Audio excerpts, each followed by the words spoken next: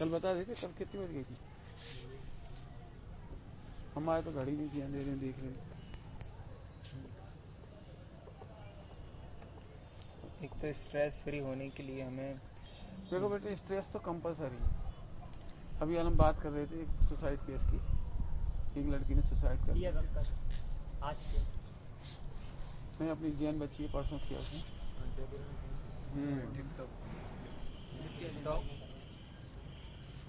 कोई बात नहीं, हम तो दूसरी बात बताना चाह रहे।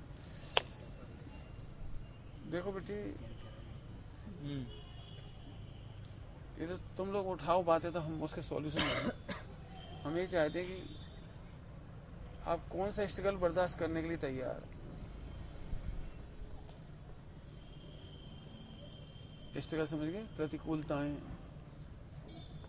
जैसे कोई आपको क्रिटिसाइज करे तो आप कितना बर्दाश्त कर पाएंगे, नहीं कर पाएंगे। मम्मी पापा को आपके सामने क्रिटिसाइज करें तो बर्दाश्त कर पाएंगे कि नहीं कर पाएंगे। अब बर्दाश्त नहीं कर पाएंगे तो यही डिप्रेशन का कारण बन जाएगा।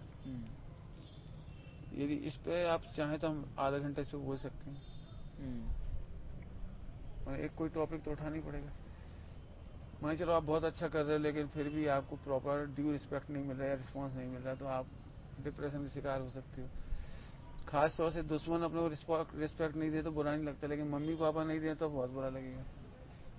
क्योंकि जो अपने निकटतम है, जिनको अपन विश्वास करते हैं, वो यदि अपने को रिस्पॉन्स ना दें तो आपको बड़ा लगेगा। तो फिर इसके उत्तर आप खोजो फिर, या हम बताएंगे। हम चाह रहे पहले आप लोग डिस्कस करो।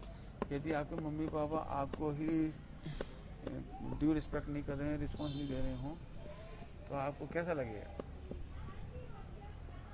बुरा लगेगा। तो फिर उसको फिर कंट्रोल कैसे करोगे आप? रहना तो नहीं की साथ है। ये मैं इस पे एक बहुत कदम आगे जाके बोलूंगा, आप बच्चे हो फिर भी एक कदम आगे जाके बोलूंगा। जब बच्चे ये मैंने जो रियल सन है, मैंने जनरेशन है, जब उन्हीं को अपने मम्मी पापा अच्छे नहीं लगते तो जो दूसरे घर से आती है बहू बन करके, उसे कैसे अच्छे? अब ये डिप्रेशन का कारण बन जाएगा। और मैंने जहां तक स्टडी की पूरे देश में,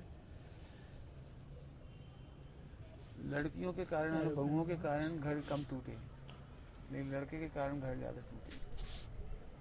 क्योंकि लड़का खुद ही अपने मम्मी पापा को इवेल्युएट नहीं कर पाता। या हम उस तरफ से कहें कि मम्मी पापा उनको इवेल्युएट नहीं कर पाते।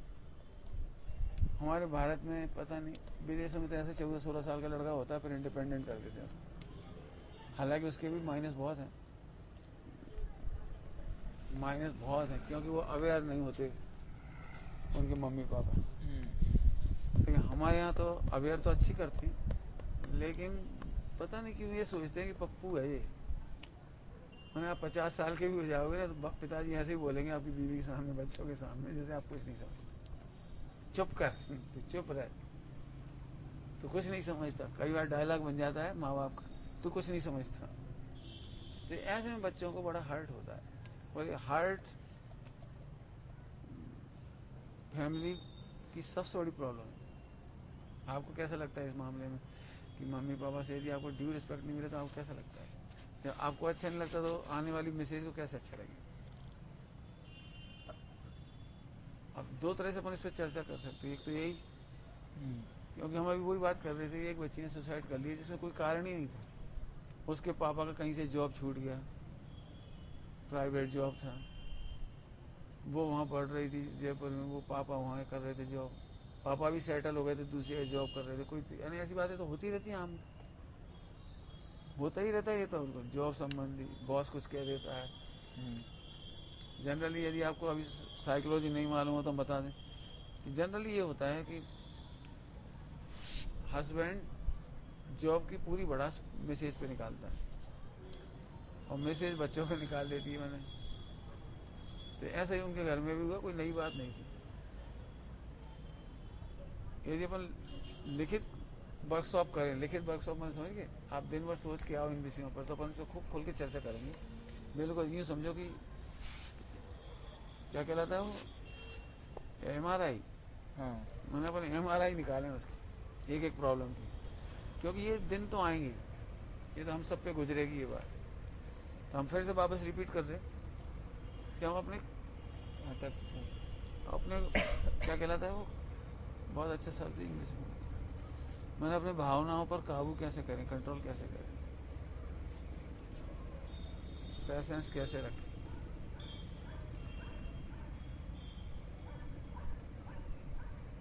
बोले सब लोग तो हम उसका समाधान बताएंगे फिर, क्योंकि डबल डिस्कशन ना 2 वे चलेगा तो बहुत मजा आएगा। अदरवाइज हम देते रहेंगे और आप चुपचाप झेलते रहेंगे, कहीं मजा नहीं आएगा। अपन प्रभावित ही ना हो उस चीज से, सामने वाले से। आप जो सोचो होंगे कि नहीं होंगे, स्वीकार कर लें अपन उस चीज को, पर जो कुछ नहीं कर पा रहे तो नहीं कर पा रहे। एक्चुअली क्या है, जैसे आप जनरली बच्चे मम्मी या पापा दोनों में किसी एक से ज्यादा अटैच होते हैं, अटैच थोड़े ज्यादा होते हैं, किसी ने एक से, दोनों से समान अटैच नहीं हो पाते। बच्चा जिससे ज्यादा जुड़ा होता है ना उससे अटैच हो जाता है। ये ऐसे समय में आप जो कह रहे हैं हम वहां से ज्ञाता दृष्टा रह जाएं या तटस्थ रह जाएं, बड़ा कठिन काम है। लेकिन फिर दोनों ही आपको डिनाई करें तो कैसा लगेगा। समझ लो आपके दोस्त आपके माता पिता को क्रिटिसाइज करें, आपकी मैसेज करे या कोई और भी XYZ करे, रिश्तेदारी करें, फालतू बुराई, ये घर घर में होता है। अपन किसी घर जाते हैं और सुनाते तुम्हारी मम्मी ऐसी है ऐसी है ऐसी है, तो जो भी हो, खैर इमोशंस कंट्रोल कैसे करना अपने, क्योंकि आज की तारीख में जितने झगड़े हो रहे हैं, झगड़े मैंने कल भी कहा था, फ्रस्ट्रेशन इतना ज्यादा हो रहा है बच्चों में, चलती गाड़ियों से फेंक दे रहे हैं, लड़ पड़े हैं, उन्हें ये भी नहीं लगता कि हम बिना बात ही लड़ाई झगड़े कर रहे हैं और हमारी परीक्षाएं आ रही हैं। हॉस्टलों में देखो तो आप लड़कों के ग्रुप बन जाते हैं, झगड़े चलते रहते हैं। हॉस्टल की भी आप सबको तो हॉस्टल की इतनी जरूरत नहीं पड़ रही, लेकिन हॉस्टल के झगड़े भी बहुत अलग प्रकार के हैं, जिनमें से 90% लड़कियों को लेके होती हैं। इन चीजों से बच के कैसे रहना, तो कोई एक घटना अपन ले लो, सब अपने अपने विचार रखो, कुछ सोचो, नहीं तो कल सोच के बताना, कोई बात नहीं, हम अपने विचार रख देंगे।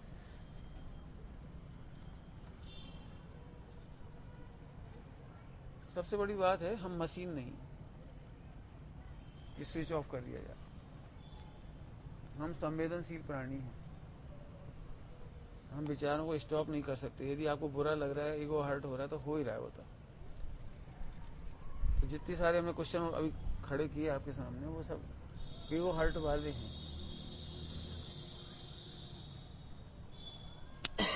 या तो इस पे आप लिखो तो आप 2-4 से पेज बढ़िया लिख सकते हो इसके ऊपर, ईगो हर्ट के कारण, ईगो हर्ट के समाधान, 2 पॉइंट को सोच जाने चाहिए।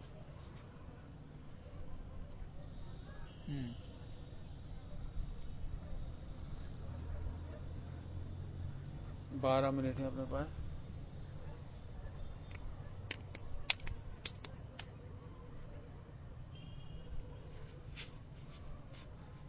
है थोड़ी कठिन काम है, मेहनत की चीज है। मैंने इमोशंस कंट्रोल थोड़ी कठिन चीज है, क्योंकि अपन कई बार लड़ाई झगड़े होते तो हम अपनी मम्मी के बारे में नहीं सुन पाएंगे, हम धार्मिक लोग हैं तो हम कहेंगे हम गुरुदेव के बारे में नहीं सुन पाएंगे, तुम लोग कहोगे हम क्या नाम है भारे जी छोटे दादा के बारे में नहीं सुन पाएंगे। मैंने ये बहुत सोचा, कोई मेरे महावीर भगवान की बुराई करेगा मैं शांति से सुनूंगा, गुरुदेव की बुराई करेगा तो मैं शांति से सुन लूंगा, मेरे माँ बाप की मेरी भी बुराई करेगा तो मैं बहुत शांति से सुन लूंगा, बहुत ही शांति से। अब तुम चाहो तो पूछो कैसे सुन लोगे, प्रश्न तो खड़ा हुआ है ना, क्या सुन लेंगे। और ये बात मैंने मंचों से कही है, मैं गुरुदेव की बुराई सुन करके भी दुखी नहीं होता, मम्मी पापा मेरी भगवान की बुराई कर सुन के मुझे बिल्कुल दुख नहीं होता। तो जिज्ञासा होगी ऐसा कैसे नहीं होगा। एक्चुअली हमने सड़क पर इमोशंस सुने हैं, तो इसलिए हम इमोशनल होकर के बेकाबू हो जाते हैं, फिर मरने मारने पर उतार हो जाए, लड़ाई झगड़ा गाली गलौज। लेकिन आप देख लेना, जब भी इस तरह का कोई प्रसंग बनता है तो इससे केस बिगड़ते ही चला जाता है। देख लेना, चाहे पिक्चरों में देख लेना, सीरियल में देख लेना, परिवार में देख लेना, या तुम खुद ही देख लो, जिस दिन तुम फ्रस्ट्रेट हुए होगे उस दिन नुकसान हुआ होगा, रिलेशन बिगड़ गए होंगे मम्मी से, पापा से, किसी न किसी से, आप ही बहुत दुखी रह जाओ घंटों। जैसे पापा से एक जरा सा फ्रस्ट्रेट होकर बोल दिया अपन, पापा तो चले गए, फिर अपन बहुत दुखी रहते। हमने ऐसे कौन से पॉइंट्स निकाले होंगे जिससे हम बहुत मजे में लेते, इमोशन कंट्रोल कैसे कर लेते हैं। बोलो भाई।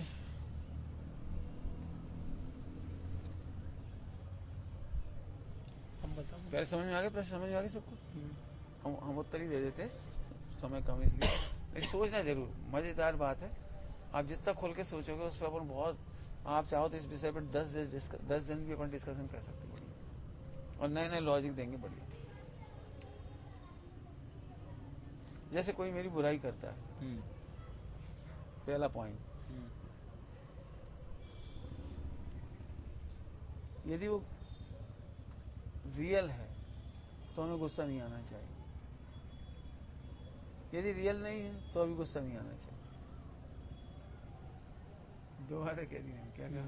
रियल है तो यदि हमारी कमी है तो सही कह रहा है, गुस्सा होने की कोई बात नहीं, और रियल नहीं है तो मुझ में है ही नहीं, तो है ही नहीं। इसका मतलब हमें उनकी अज्ञानता पर हंसी आनी चाहिए, उनके बेकाबू होने पर, इमोशन डिसकंट्रोल होने पर हमें दुख, दया आनी चाहिए उनकी पर। बस इससे ज्यादा कोई इमोशन नहीं करिए, आप शांत रहिए। ये पहला उत्तर हो गया। दूसरा उत्तर, आपने सुना, सोचा होगा, देखा होगा कभी, यदि हमसे गलती हो जाए और डांट पड़ जाए तो बुरा नहीं लगता, हमसे गलती हो जाए तो बेधड़क पापा 4 चांटे मार दें, हमें गुस्सा नहीं आएगा, दुख नहीं होगा। लेकिन गलती नहीं हो तब तो हमसे बर्दाश्त नहीं होती है ना, ऐसा सबको लगता है।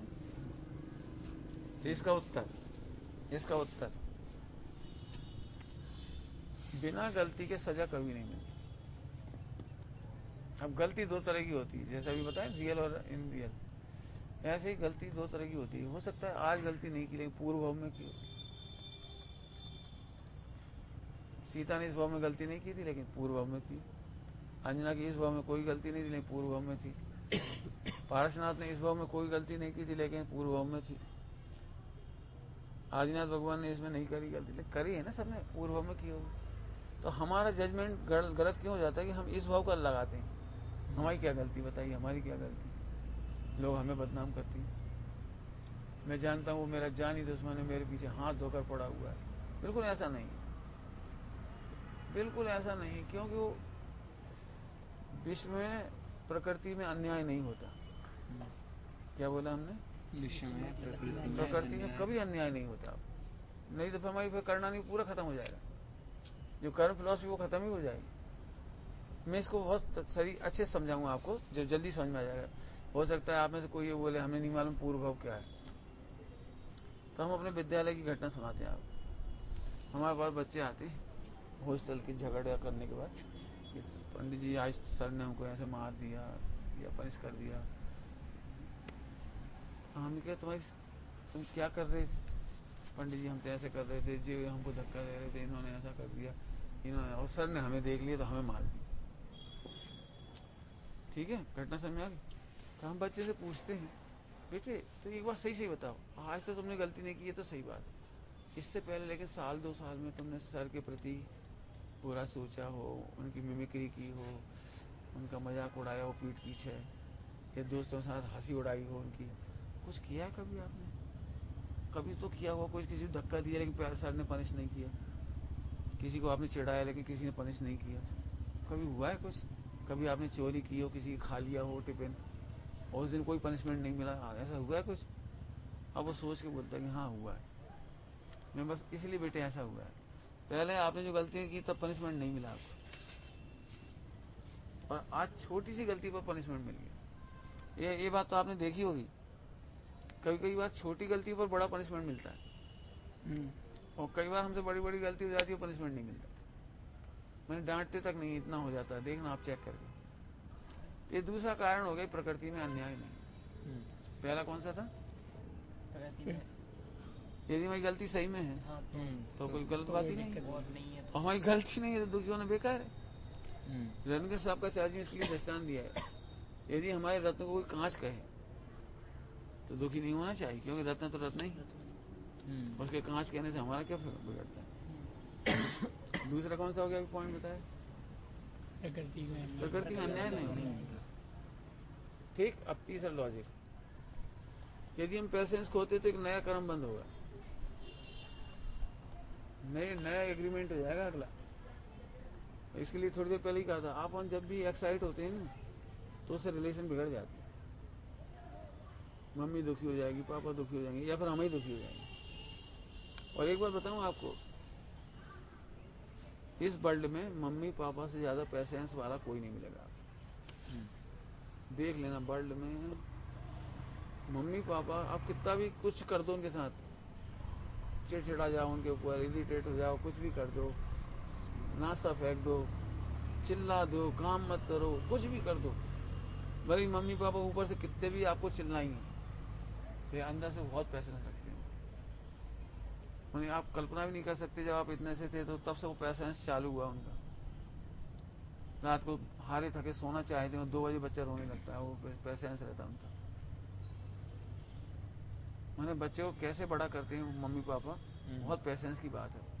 तो एक बात बिल्कुल नोट कर लेना दिमाग में, मम्मी पापा आपको बुरे भी लगते हो ना, चिड़चिड़ाते भी, इरिटेट भी होते हो, तो अभी आप ये मान के चलिए उन जैसा पैसेंस वाला कोई नहीं है। और आप खुद याद करके देखो, आपने नाश्ता नहीं किया हो, नाश्ता फेंक दिया हो, कड़वी सब्जी लगी तो आपने छोड़ दी हो, खाने पीने की चीजें आपको पसंद नहीं आई तो आपने छोड़ दी, खराब होने पर भी मम्मी खा लेती है। आपने करेले की सब्जी नहीं खाई, पापा ने भी नहीं खाई, किसी ने खाई, मम्मी की बस की नहीं, वो फेंक देते, तो कई बार पूरे खा लेती। तो इसलिए पैसेंस बहुत होता है। तो मुझे कहना था कि तीसरे नंबर का नाम क्या बताया मैंने?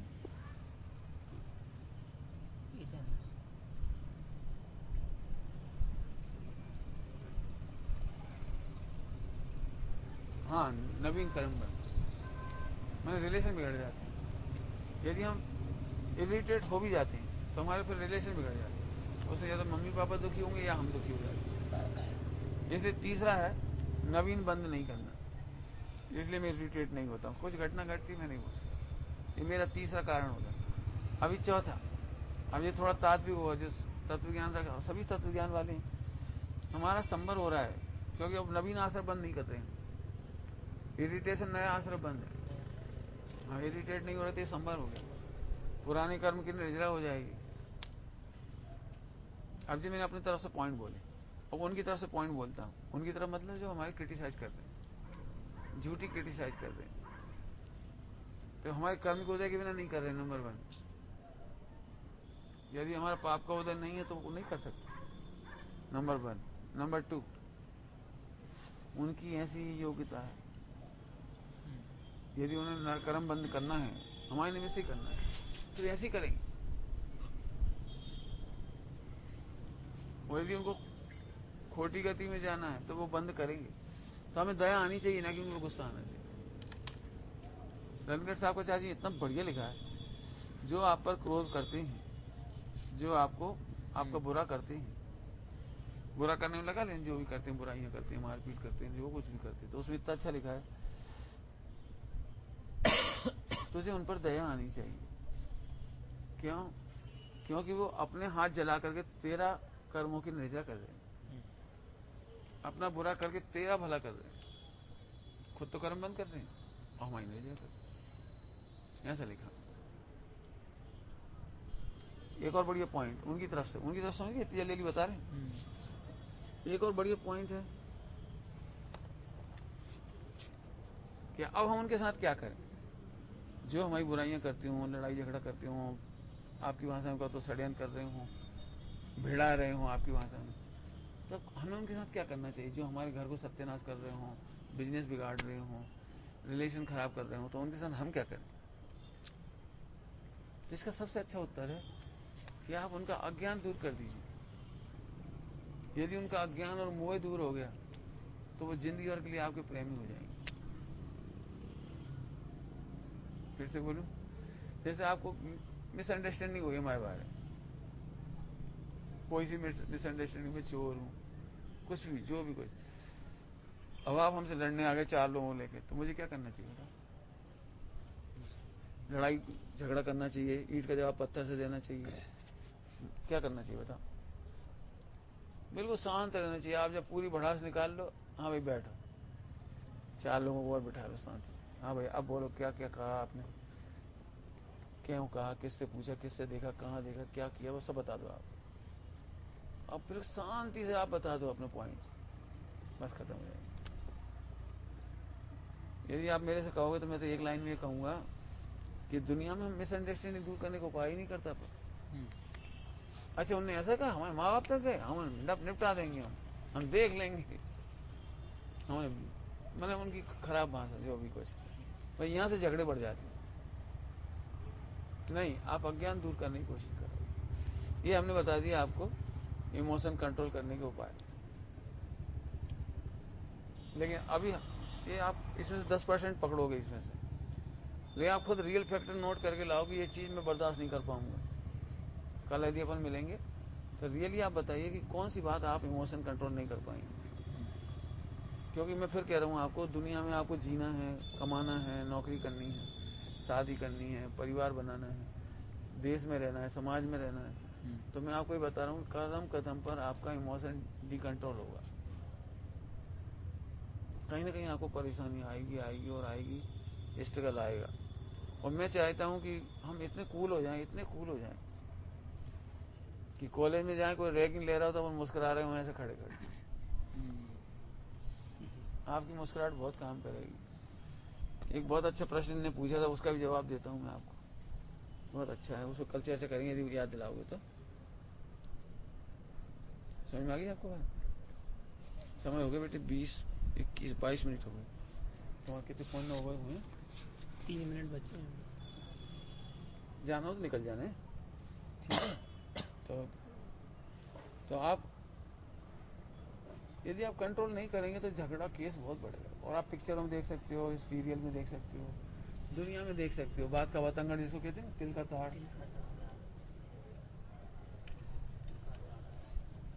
हॉस्टल के संबंध में यदि आप चाहो तो स्टूडेंट्स की लाइफ के बारे में अभी 1-2 बात बता रहा हूँ, और यदि खुल के करो, आप लोग बोलोगे तो मैं बहुत बताऊंगा इसमें।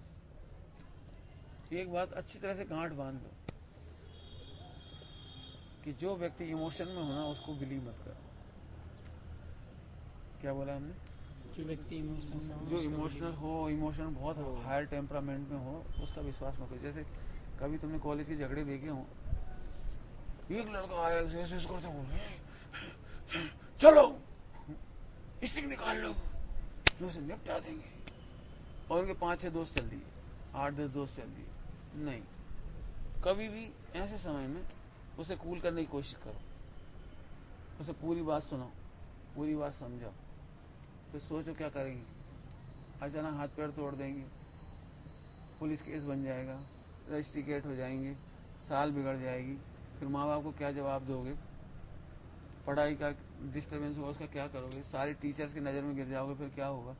मैंने इतनी बातों पे सोचो, उसे सही तरीके से पनिश कराने की कोशिश करो, पनिशमेंट देने की जरूरत नहीं। तो एक बात ये हमेशा ध्यान रखना कि इमोशन डी कंट्रोल जिसके हो उस पर उसको बात का विश्वास नहीं करो। घर में भी आप देखो, यदि मम्मी चिल्ला चिल्ला के पापा के बारे में कह रही तो आप बिलीव मत करो। पापा भी जिस समय चिल्ला चिल्ला कर मम्मी के बारे में कुछ कह रहे हैं तो आप बिल्कुल समझ लो ये रॉन्ग बोल रहे हैं। क्यों? क्योंकि भावावेश, इमोशंस कभी सत्य नहीं बोलती। जो भावुक होते हैं सत्य नहीं बोलते। इतना आप ध्यान रखेंगे तो बहुत कंट्रोल करेंगे अपने आप को। और क्या बोल रहे थे इसके? हाँ, एक आत्महत्या का इन्होंने, नहीं आत्महत्या नहीं, क्या पूछा था? क्या पूछा था इन्होंने? मैं बताता हूँ।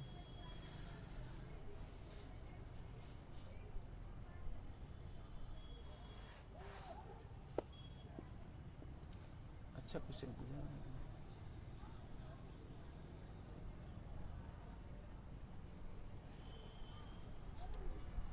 चलो बता देंगे, याद आ जाएगा। आत्महत्या संबंधी से क्या इसको क्या करना चाहिए, हमने ऐसे कहा।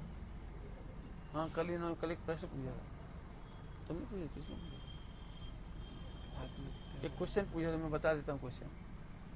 हाँ, रवि के पास फोन आए थे बॉम्बे से, अब याद आएगी, बॉम्बे से एक फोन आया था,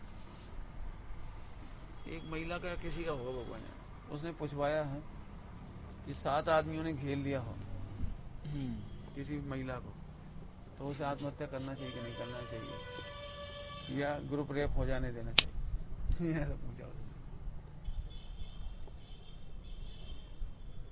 तो इसमें हम आपको वैसे लंबी चर्चा नहीं कर रहे, लिखा है मैंने उसका उत्तर पूरा। एक बात अच्छी तरह समझ लो,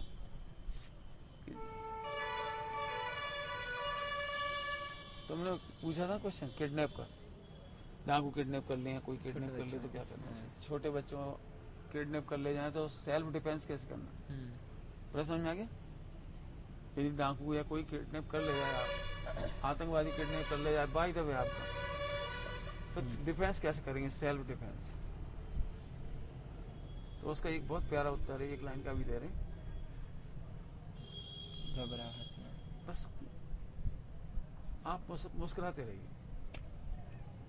आपकी मुस्कुराहट डांगों को रिलैक्स रखेगी, और यदि आप चिल्लाएंगे, रोएंगे, भागने की कोशिश करेंगे तो आपको और हाथ पर बांध दिया।